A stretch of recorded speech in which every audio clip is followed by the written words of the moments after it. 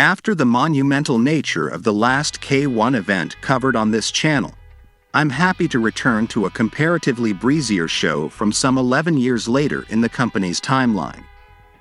The K-1 World Grand Prix 2004 in Las Vegas, also known as the Second Battle at the Bellagio, took place on April 30th at the Bellagio Grand Ballroom in front of almost 5,000 live fans. It is the 14th show the promotion had promoted that year and their 11th cumulative event in the United States. To set the stage, the new age of competition seems to have finally arrived for K-1. The previous year saw the inauguration of Remy Bonyaski as Grand Champion, effectively ending the reign of the old guard and establishing the new generation of superstars. Former frontrunners such as Mark Hunt, Francisco Filio, Mike Bernardo, and Sam Greco are either on their way out of the company or had already retired. Only 2 of the 8 fighters who participated in the original Grand Prix are still with the company, and neither would win another championship. An influx of new talent was edging its way towards the height of competition, among them several North American stars. It's these fighters who we'll be seeing now, as they seek to demonstrate their right to contend for the highest prize in kickboxing. 14 matches took place during this night in Vegas, 7 tournament bouts, 2 reserve matches, 3 super fights, and 2 preliminary bouts. Of these 14, I haven't been able to find footage of 4 of them.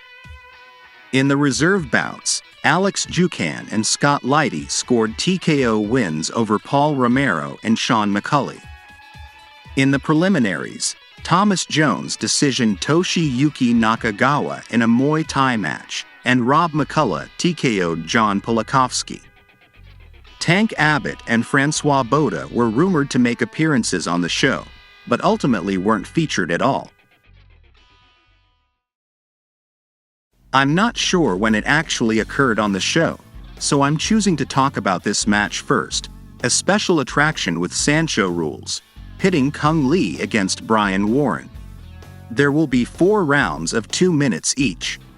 Most strikes and techniques allowed in traditional K-1 matches are permissible here, with the addition of throws and takedowns. These particular maneuvers will net a fighter between 1 and 3 points, depending on their type and cleanness of execution. Elbows, headbutts, submissions, and grounded fighting are not allowed. The clear favorite of the match is future MMA star and current Sancho king Kung Lee.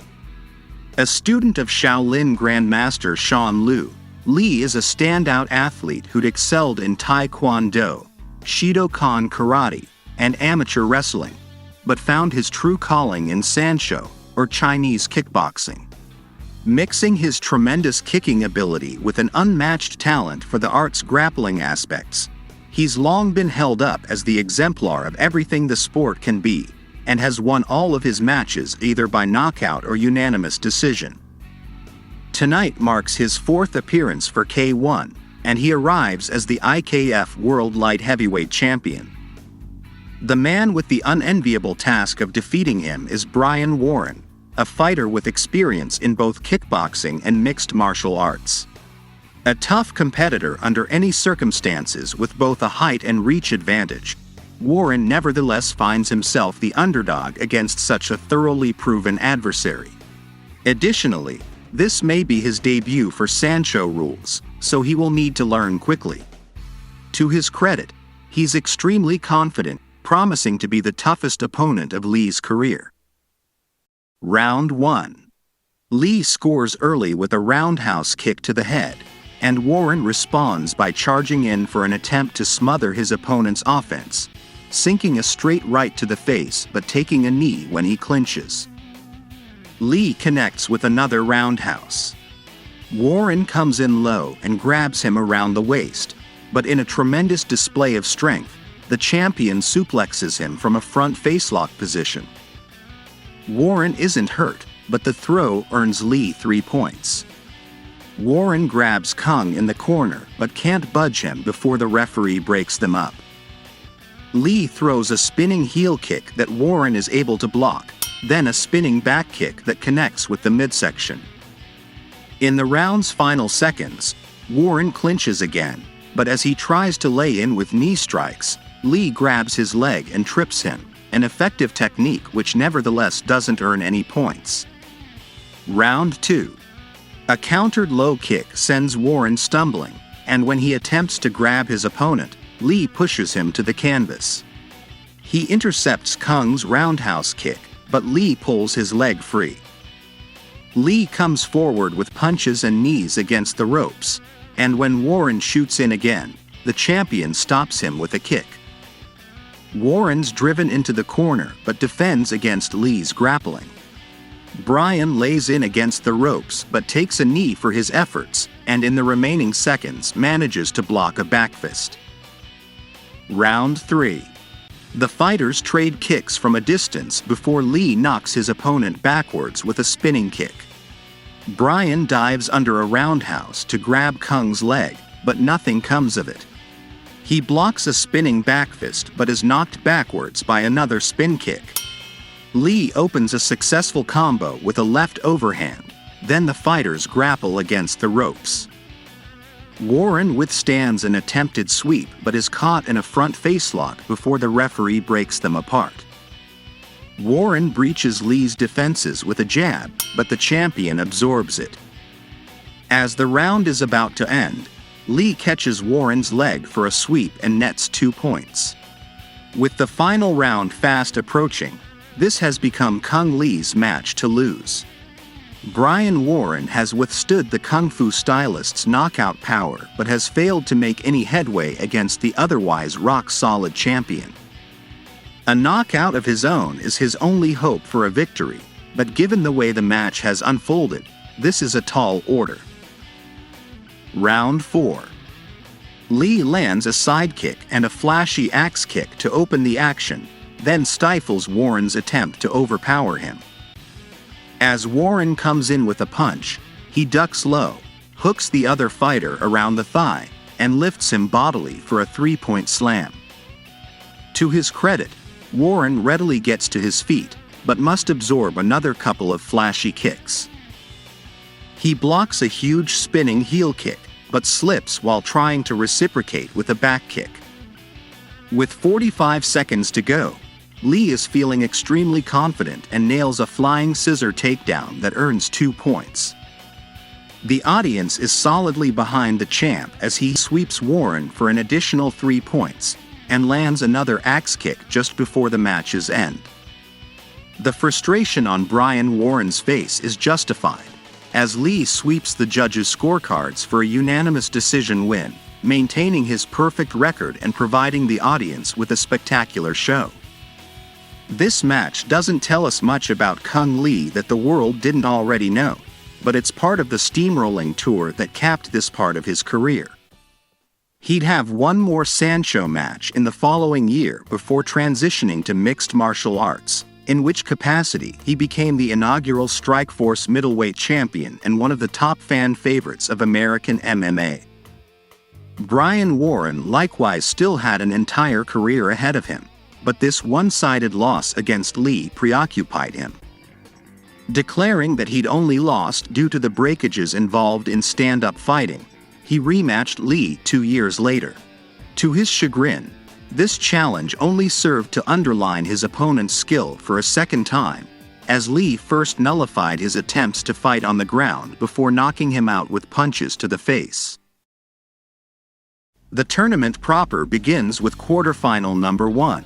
It's the reigning K-1 Las Vegas champion, Carter Williams, versus a powerful newcomer to the company known as Mighty Mo. Williams stunned the world in May 2003 when he became the only fighter to punch out American kickboxing king Rick Rufus, thereby becoming tournament champion. A former K-1 reservist who balanced his kickboxing career with ones in boxing and MMA, his victory that day immediately propelled Williams to the height of competition and designated him as the greatest hope for an American world champion. A technical misstep at the final eliminations denied him entry into the actual tournament, though he managed to maintain his reputation with a dominant win over the Swiss giant Bjorn Breggy in the reserve bout. Seeking another attempt at the world title, the Muay Thai stylist from Team Voodoo returns to the site of his initial great victory to prove himself a top contender. It's difficult to determine whether the man standing across the ring is the underdog or the match favorite. Siala Mo Salinga, better known as Mighty Mo, was a minor MMA champion and amateur boxer when he made his K-1 debut 2 months prior in Okinawa. He created an immediate splash by brutally knocking out Japanese prospect Hiraku Hori, the victory so impressive that it earned him entry into this tournament. Mo can't match Williams's experience for fighting at this level of competition, but his size advantage is apparent. Carter has put on 13 pounds of muscle in the 11 months since the last tournament, but Mo still outweighs him by 35 pounds and has demonstrated that he possesses a devastating right hand.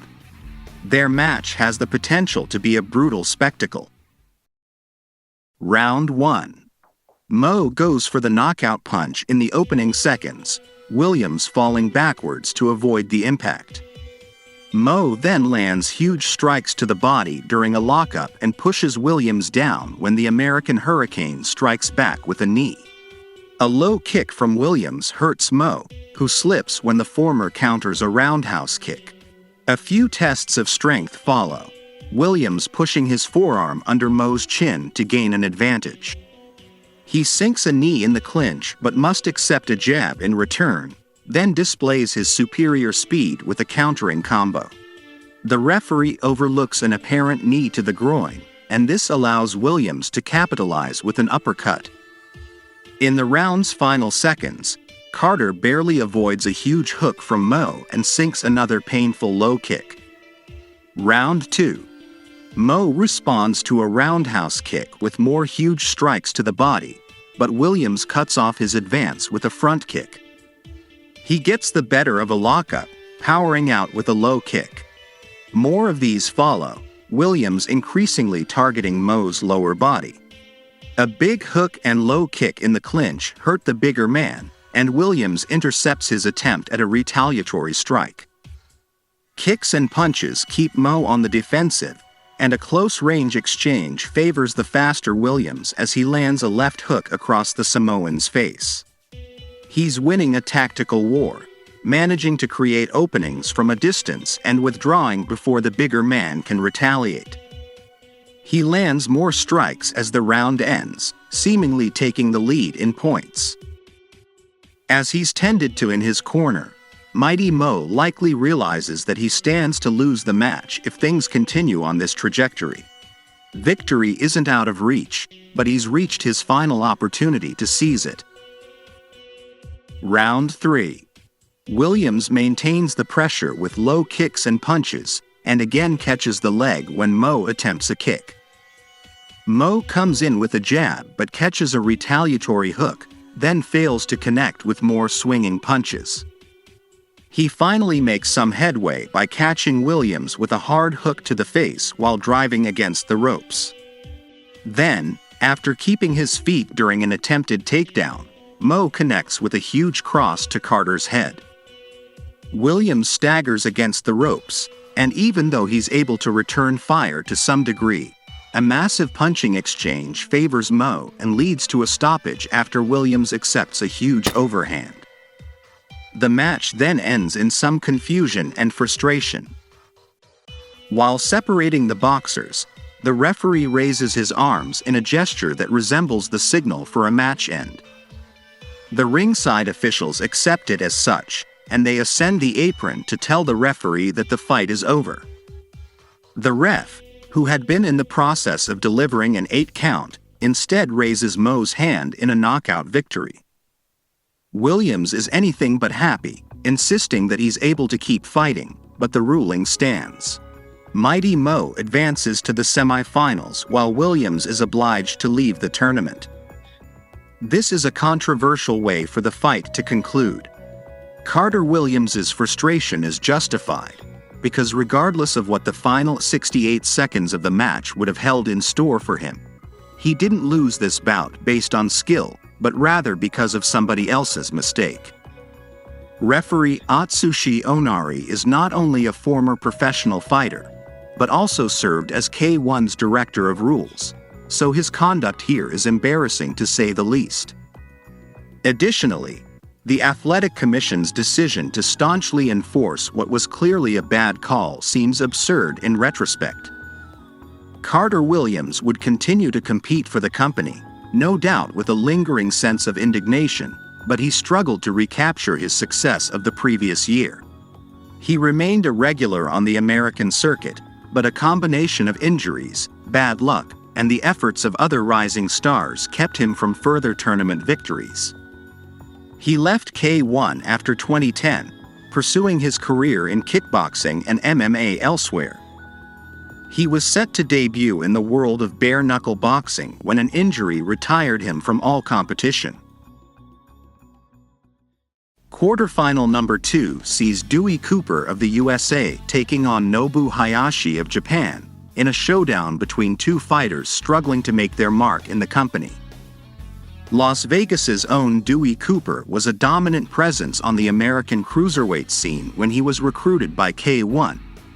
Despite a rocky start, Cooper committed himself to this new level of competition and quickly grew into a serious competitor. A relatively small fighter for the heavyweight division, he combined his Muay Thai and boxing experience into a highly evasive fighting style. His 3-6 record with the company belies what he actually brings to the table. In addition to his dominant wins over the much larger Jean-Claude Loyer and Mark Miller, Cooper's decision losses to Carter Williams and Juice K. Fujimoto during the previous year's Vegas shows were controversial, with fan support clearly resting behind the Black Cobra. In the 2002 preliminaries, Cooper lost a semi-final bout to Rick Rufus, but had battered Rick's legs so thoroughly that he arguably cost the Jet his finals match, with Rufus withdrawing from an overtime round. Now, Cooper seeks to take what he's learned and channel his experience into greater fortunes. He faces an equally hungry but taller and heavier opponent in Nobu Hayashi. A karate competitor turned Muay Thai stylist, he was dubbed the reverse import fighter for signing with Holland's Chakuriki Gym in preparation of his kickboxing career. Following an extremely promising debut wherein he became the runner-up of the company's only 16-man tournament, significant victories eluded him and he struggled to stand out from the influx of rising Japanese stars. He's had virtually no luck in overcoming foreign opponents, at least not within the company. With his grace period now over, he's out to prove that he's still a man to watch. Round 1. Cooper lands the first substantial strike about a minute inwards with a countering front kick that pushes Hayashi backwards. Hayashi attempts to pin Cooper against the ropes, but the Black Cobra pushes back with an aggressive combo.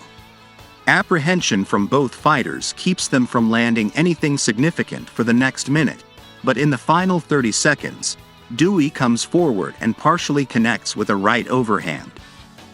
Round 2. Hayashi comes in aggressively, but Cooper backs up and counters from against the ropes.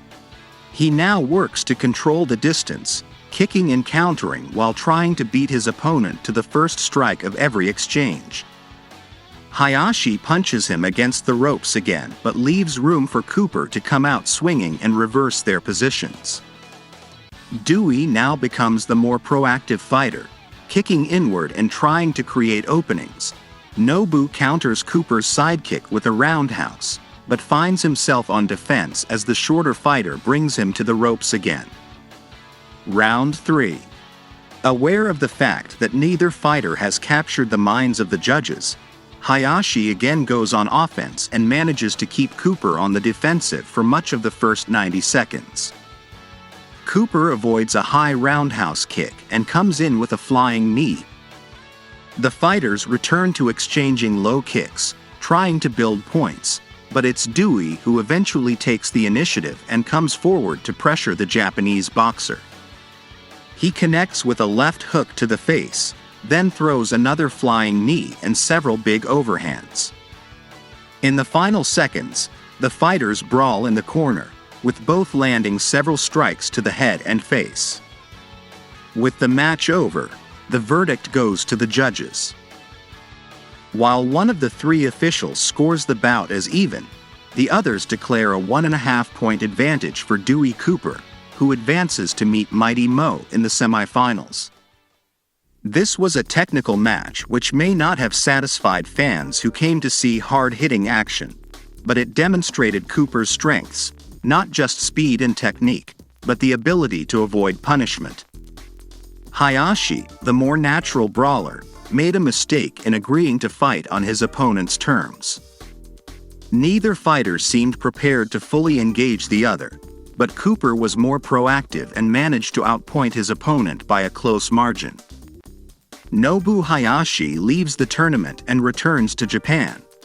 He reached the finals of the Shizuoka tournament 2 months later, but true success continued to elude him and he largely retired after 2008.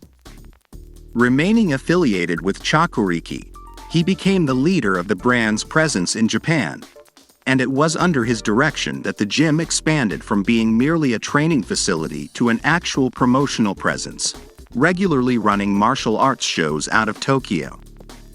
Indeed, while fighting may be in Hayashi's blood, it seems he's reached his true calling in this second career. Quarterfinal number 3 arrives in the form of the Black Sniper, Michael McDonald, versus the Beastman, Marvin Eastman. It has the makings of an exciting showdown. A former freestyle competitor and student of the late Andy Hoog, McDonald seemed to be finally fulfilling his potential when he had his best year with K-1 in 2002. But after reaching the World Grand Prix as a reservist, his luck seemed to falter when he was unseated as the Great Western Prospect in 2003, first by Carter Williams in a Vegas quarterfinal, and then by Remy Bonyaski in a subsequent tournament. As the oldest fighter in tonight's brackets, Michael is suspected to have finally reached the end of his prospects and to no longer be the threat he once was. However, the Black Sniper doesn't share these doubts and enters his 8th K-1 tournament with the intention of becoming champion once again. The man standing in his way is, by contrast, still brimming with potential. 32-year-old Marvin Eastman is a mixed martial artist who debuted by defeating a young Quinton Jackson for the King of the Cage Super Heavyweight Championship. In 2002, he entered K-1 with an upset victory by knocking out Jeff Rufus. This not only caused a public reassessment of Eastman's prospects as a stand-up fighter, but no doubt boosted Marvin's morale as he prepared to challenge an opponent who's been a top contender for the entire Western Hemisphere.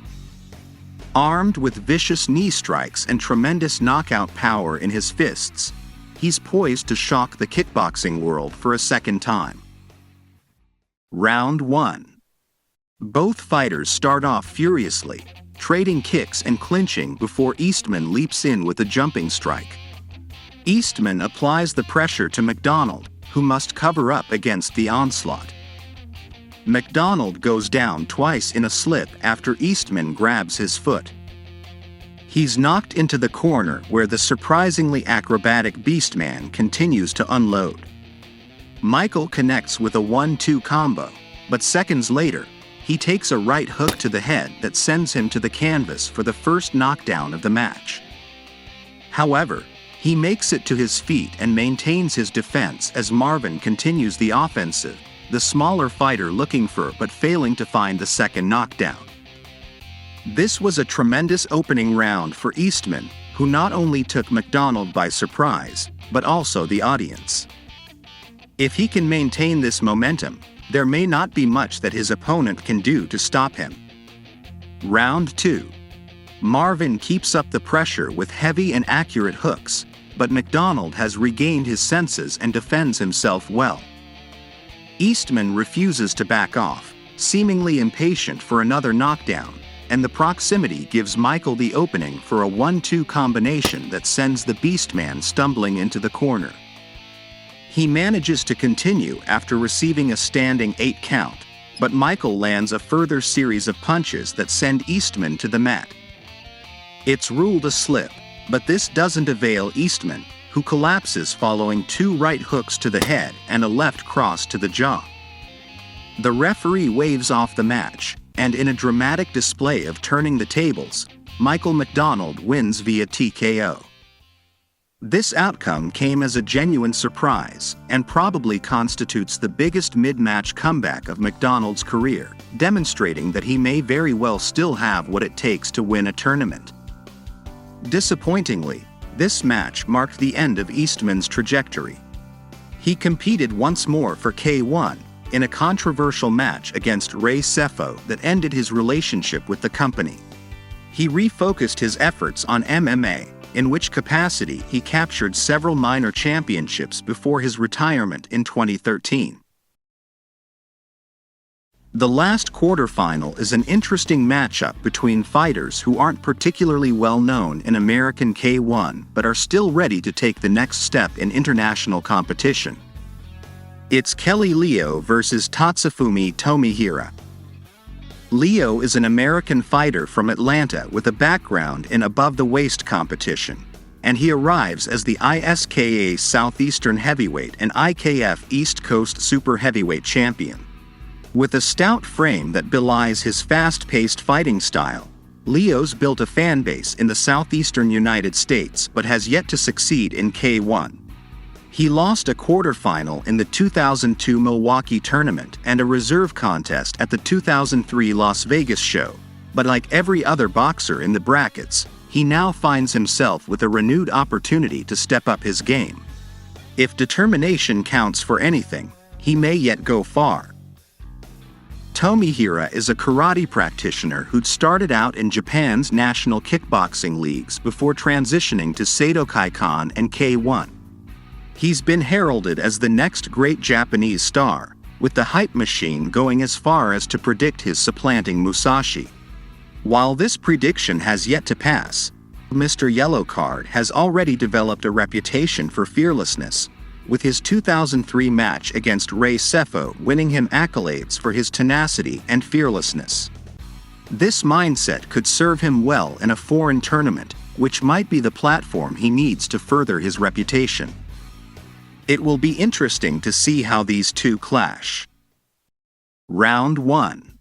The fighters open by trading kicks galore, Tomihira having the advantage when it comes to below-the-waist strikes. Leo hits a straight to the face, then a big side kick.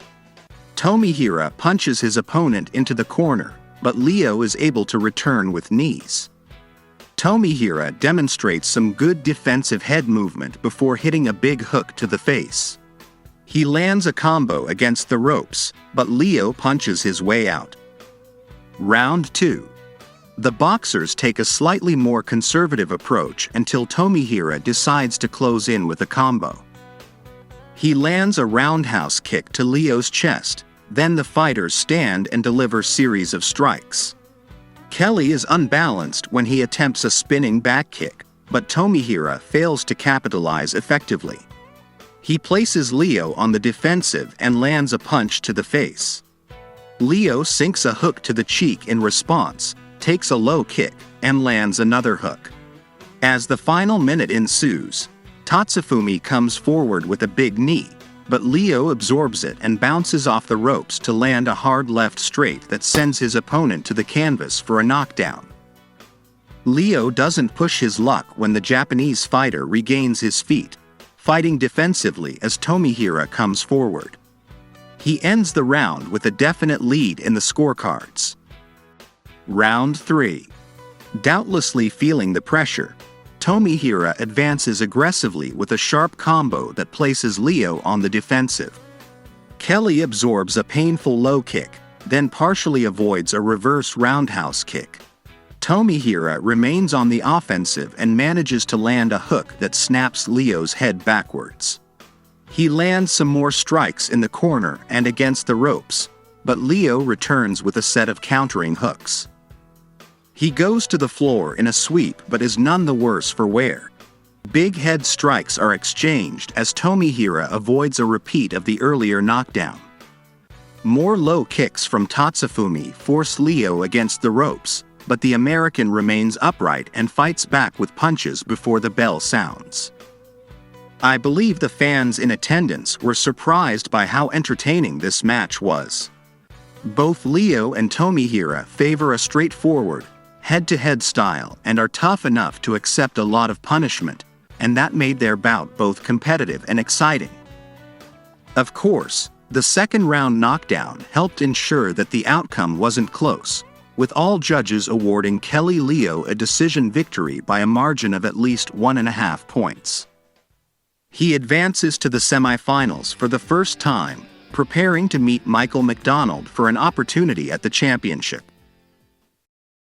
Tatsufumi Tomihira withdraws from the tournament, but only 2 months later, he achieved a major upset by knocking out perennial frontrunner Mike Bernardo.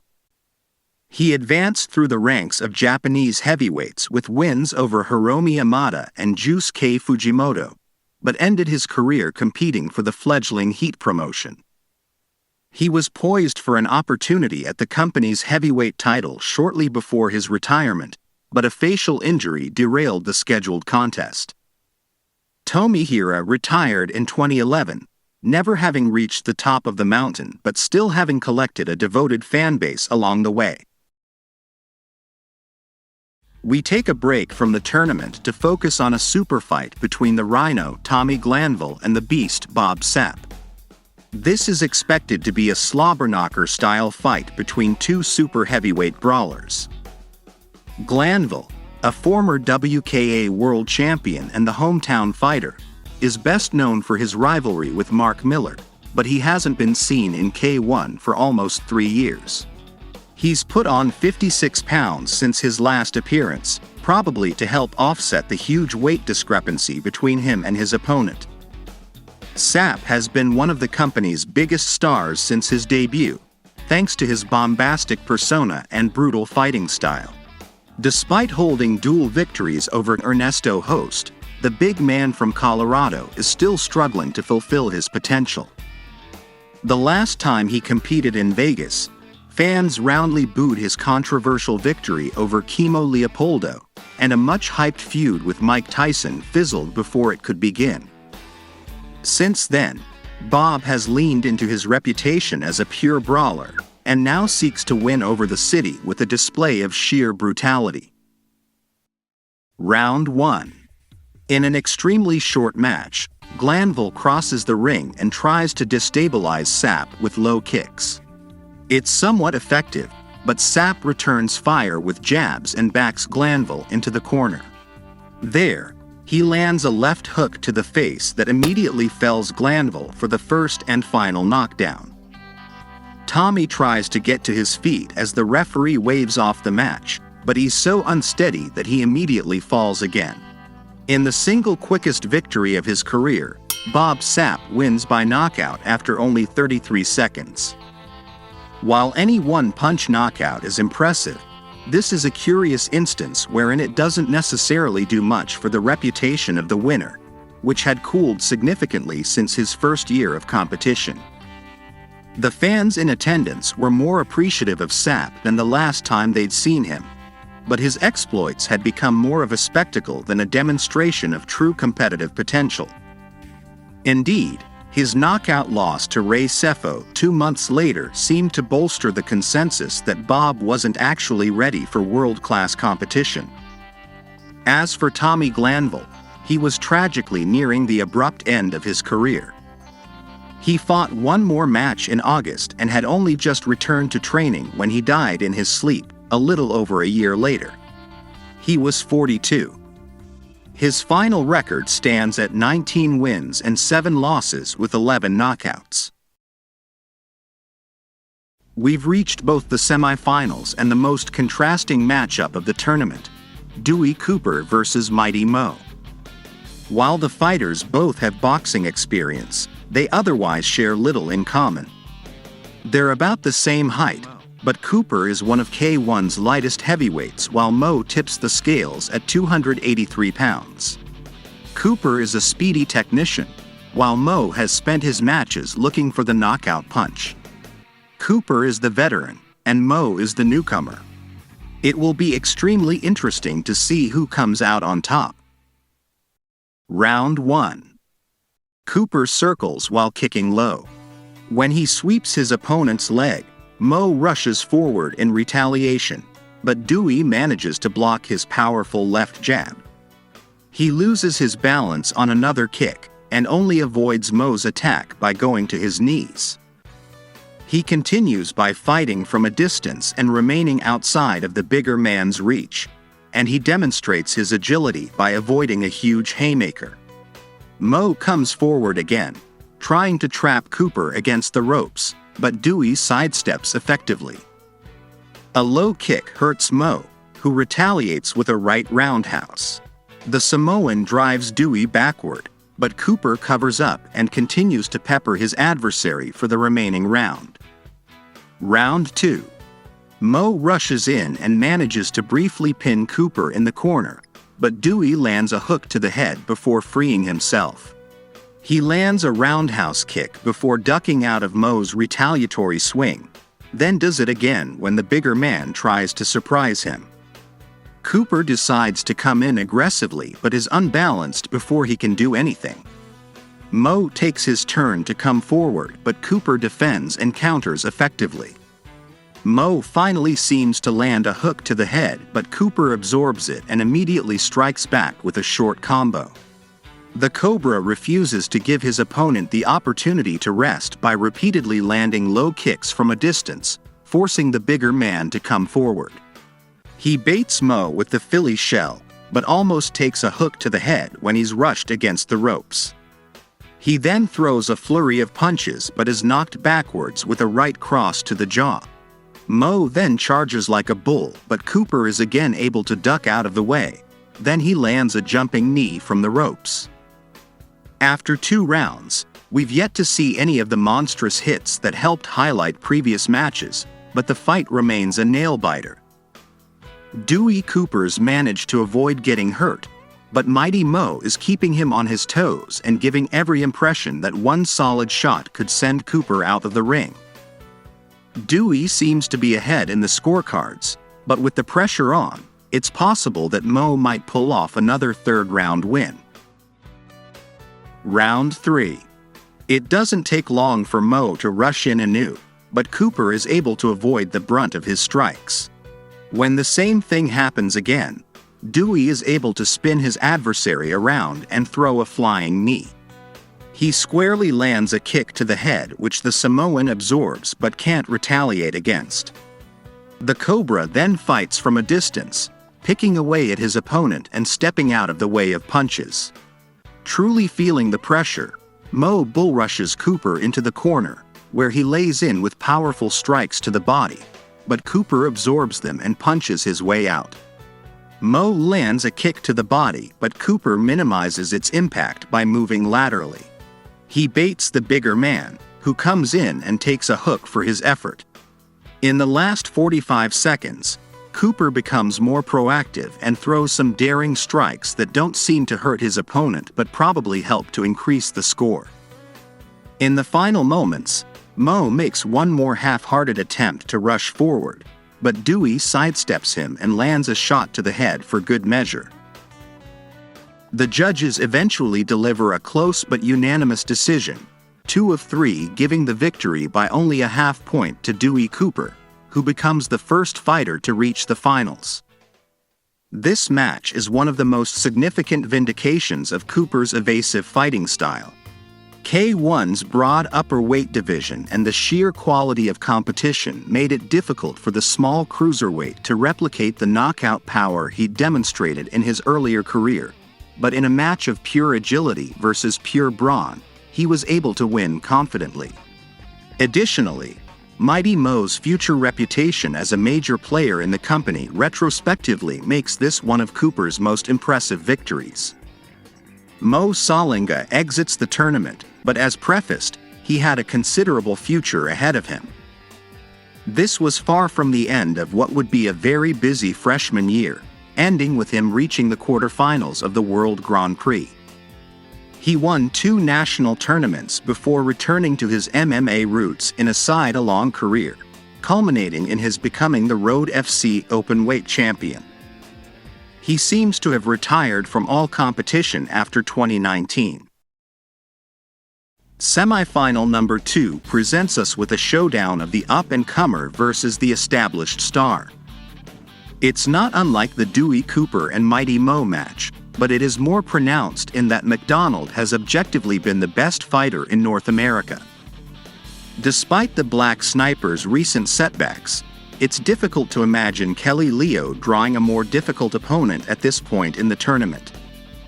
Even if McDonald isn't at 100% following his recent knockdown, Leo will need to keep the wind at his back and his defenses raised to overcome the Canadian marksman's pinpoint precision. Round 1. The fighters trade kicks from afar until McDonald catches Leo's incoming punch and retaliates with a hook. Leo attempts to come forward with a short combo, but McDonald puts up his gloves and refuses to budge. He lands a right straight to Kelly's face, but misses with a heavy left hook. A second right lands flush and puts Leo on the defensive, but he can't avoid another left hook that sends him to the canvas for a knockdown. He returns to his feet, but almost immediately catches more punches to the face.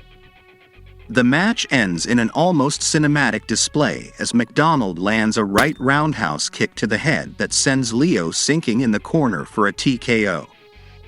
At 2 minutes and 9 seconds into the first round, McDonald wins and is headed to the finals. If the quarterfinals left any doubts whether Michael McDonald was back in top form, this match dispelled them. Kelly Leo managed to impress in his earlier fight, but he was no match against one of the world's fastest heavyweights. Leo never competed for the company again, but he soon found his greatest exposure with a stint in the World Combat League. He largely retired from competition after 2006 and continues to teach the martial arts in Georgia. As anticipation builds for the tournament finale, we're treated to another super fight. It's a second showdown of super heavyweights, as Gary Goodridge takes on Paul Kingi, better known as Toa. Despite his very checkered start in kickboxing, MMA pioneer Goodridge ensured a perpetual spot on the K-1 roster with a major upset over Mike Bernardo in 2002. A pure brawler with questionable defensive skills, the so-called Big Daddy already had a fearsome reputation and had originally been scheduled to meet former world boxing champion Shannon Briggs. When Briggs withdrew on short notice due to injury, Gary was rumored to face another boxer in Francois Botha, but was instead matched with Toa, a fighter with a reputation not unlike Goodridge. Kingi is an amateur boxer and sumo wrestler who made his K-1 debut while training to be a professional wrestler. He went on to knock out actual pro wrestling champ Manabu Nakanishi a year prior in Saitama, then went the distance with World Grand Prix finalist Francisco Filio in Nagoya, losing an impressively close split decision. While certainly not a natural kickboxer, Toa's sheer strength and fortitude could take him far. K-1 certainly thought so, signing him to a historic $500,000 contract.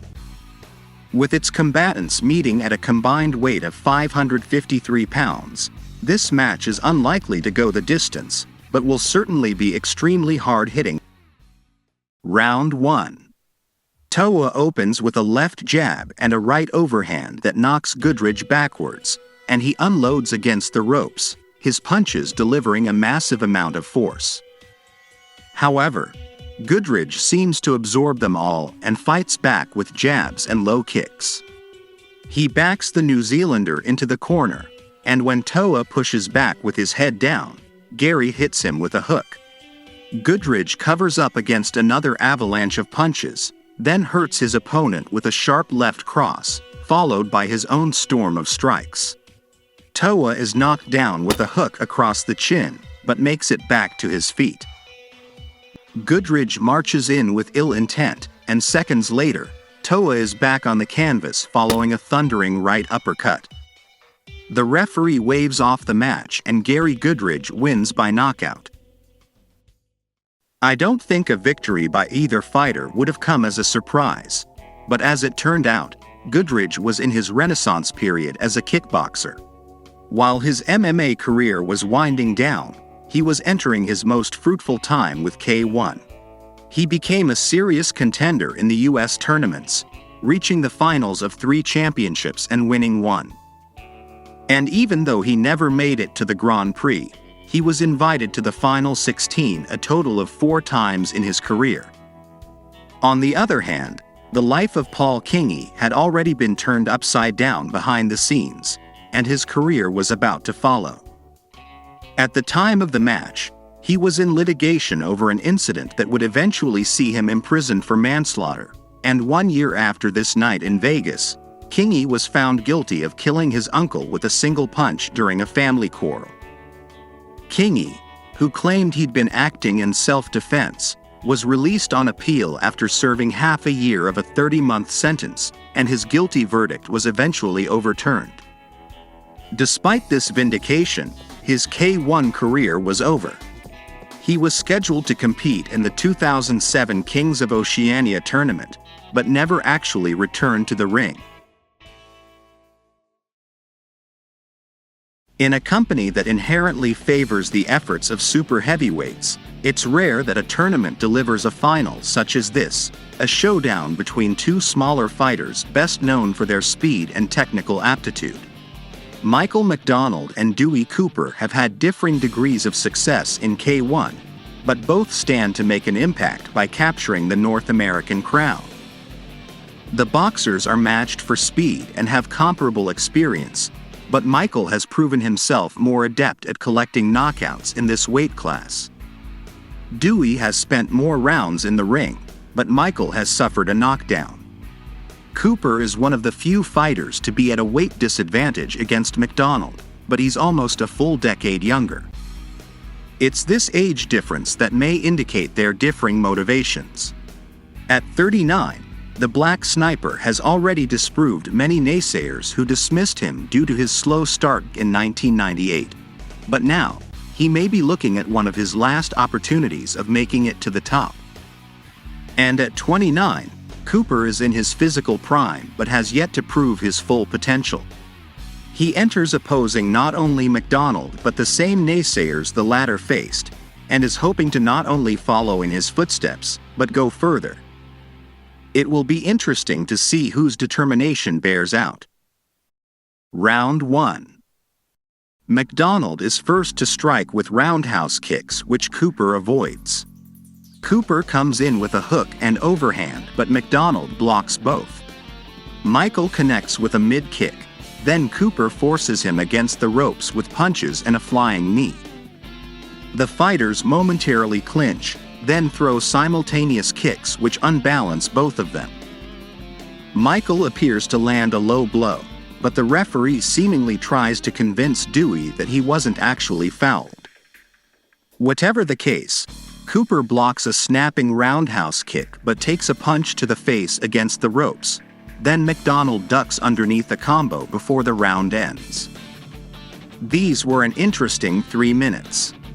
There weren't many huge strikes, but we very much saw the fighters matching their speed against each other. I think Michael McDonald made out better in points, but Dewey Cooper is still very much in the game. Round 2. McDonald lands some hard low kicks while Cooper moves backwards, but misses with a flashy wheel kick. He loses his balance while throwing a low kick, but Cooper isn't quick enough to take advantage. He does come forward with a 1-2 combo and manages to sink a sidekick to McDonald's abdomen. He avoids Michael's countering hook, but not a countering low kick. McDonald sinks some body strikes as Cooper pulls out of a clinch, and another short combo gets countered. Cooper tries to meet a low kick with punches but can't close.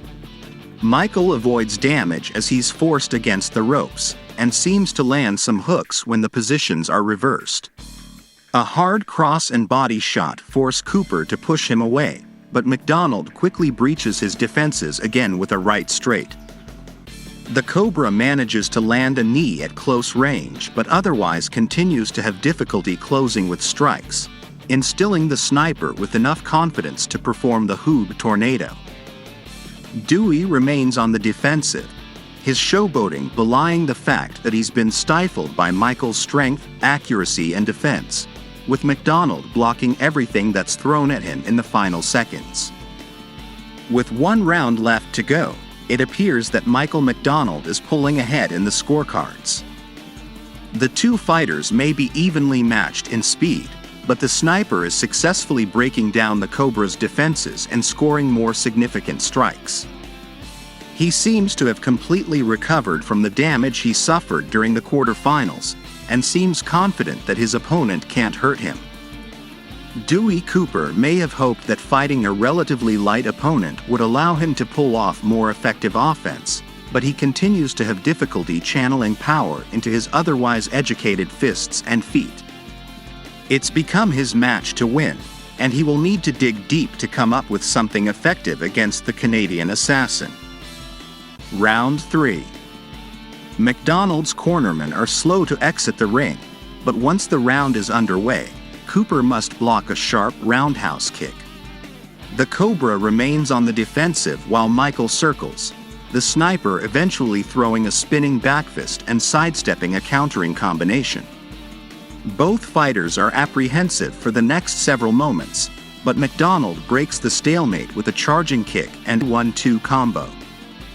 Cooper lands another side kick, then tries unsuccessfully to take advantage of a missed backfist. The fighters stand and slug before Cooper backs off, and McDonald sinks a low kick. Cooper partially connects with a countering hook to the head as his opponent comes in, but the punches he throws in a subsequent exchange are wide and don't do much damage. There's a moment of hope when, in the final moments of the match, he connects with a right hook and left cross that force McDonald to cover up, and Cooper takes advantage by throwing a hard knee. However, the bell rings seconds later with both boxers still on their feet.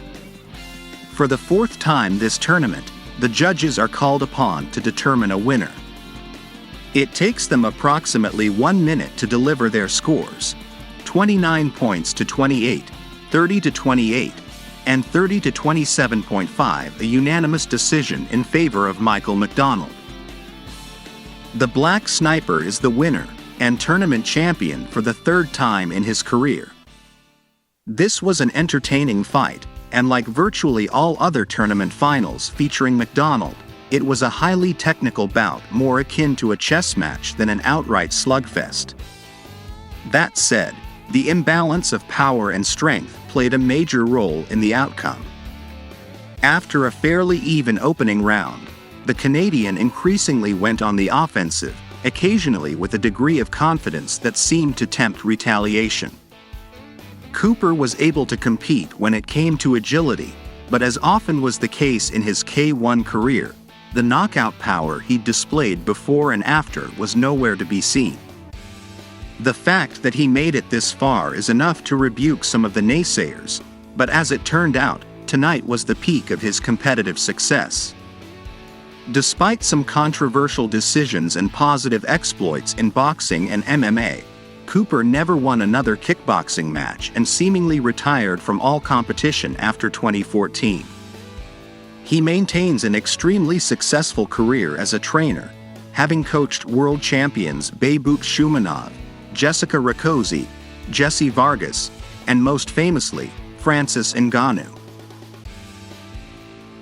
Michael McDonald would remain K-1's single most successful North American fighter.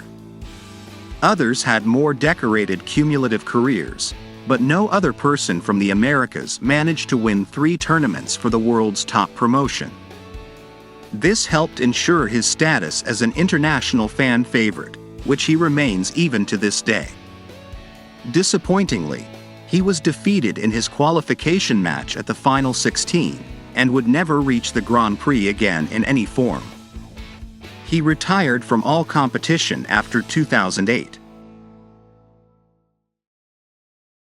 While the 2004 Las Vegas tournament didn't influence that year's Grand Prix as much as we may have wished, it's still an exciting and unique entry into K-1 history, and it's worth watching in its entirety. As much as I'd like to have seen the missing matches, their absence doesn't keep this from feeling like a well-rounded show. At 3 hours in length, it's not as breezy as some previous entries, but it still doesn't take much investment to give this a complete watch. Check out the matches whenever you can.